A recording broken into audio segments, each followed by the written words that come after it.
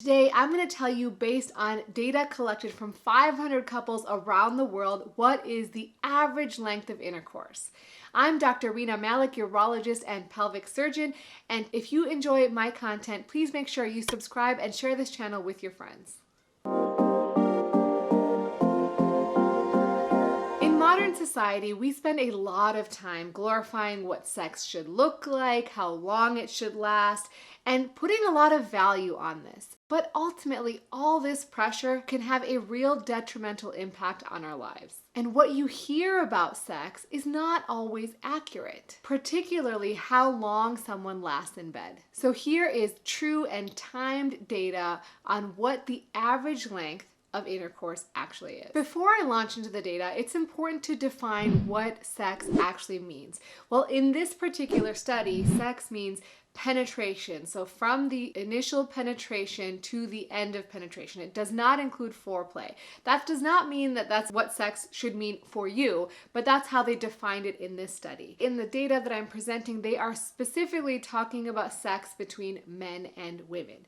But no matter what the data says, it's important to communicate with your partner about what their expectations are and what they enjoy in a sexual relationship during intercourse and outside of it, because it's different for each and every person. And in order for you to have a fulfilling sex life, it's important to communicate and always be open.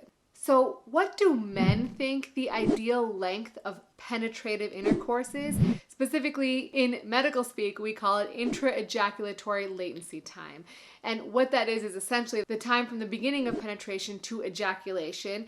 And on average, they estimate the ideal length to be about 16 minutes.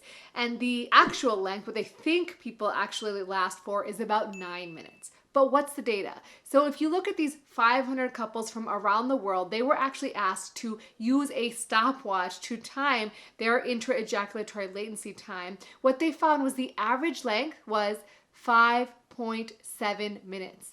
5.7 minutes, that's it. There was a range which included anywhere from 0.1 minutes to about 55 minutes.